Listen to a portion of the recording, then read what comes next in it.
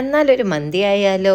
അതിനാവശ്യമായത് നന്നായി കഴുകി വെച്ച ചിക്കനിലേക്ക് ഉപ്പ്, ഇഞ്ചി, വെളുത്തുള്ളി പേസ്റ്റ് ഇടുക. പിന്നെ 2 വലിയ ക്യാപ്സിക്കവും 3 ചിക്കൻ ക്യൂബും കുരുമുളകും പട്ട, ഗ്രാമ്പു, പിന്നെ നിറത്തിന് ആവശ്യമായ യെല്ലോ കളറും റെഡ് കളറും ചേർക്കാം കേട്ടോ. പിന്നെ മന്തി മസാല 2 സ്പൂൺ ആഡ് ചെയ്യേ.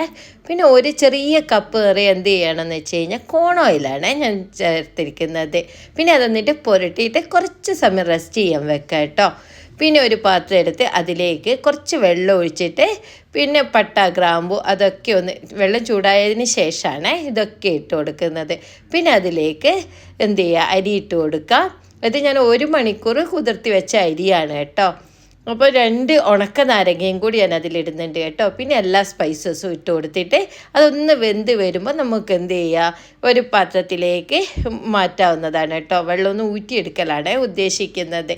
അതെന്ന് വെച്ച് കഴിഞ്ഞാൽ പകുതി വേവേ ആവാൻ പാടുള്ളൂ കേട്ടോ.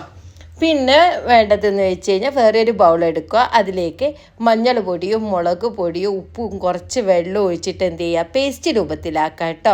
എന്നിട്ട് ആ ചിക്കനെല്ലാം കുറച്ച് ഞാനിതൊന്ന് വേറൊരു പാത്രത്തിലേക്ക് ഇട്ടിട്ട് വേവിക്കാൻ വെച്ചിട്ടുണ്ടായിരുന്നു. ചിക്കന് മാരിനേറ്റ് ചെയ്തിട്ടുള്ള ചിക്കൻ ഉണ്ടായിരുന്നല്ലോ അത്.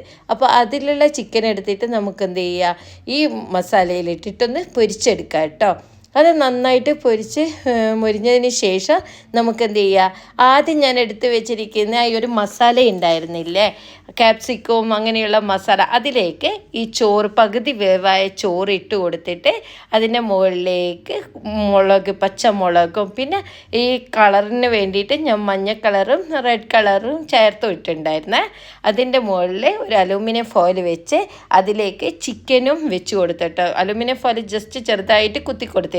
അതിൻ്റെ മുകളിലേക്ക് ചിക്കനും വെച്ച് ഒന്ന് അടച്ച് വെച്ച് കുറച്ച് സമയം വേവിക്കാൻ വെച്ചു. പിന്നെ അതിന് ശേഷം ഞാൻ ടൊമാറ്റോ സാലഡും ഉണ്ടാക്കി. പിന്നെ അതുപോലെ തന്നെ മയോണൈസും ഉണ്ടാക്കി കേട്ടോ. നല്ല ടേസ്റ്റ്.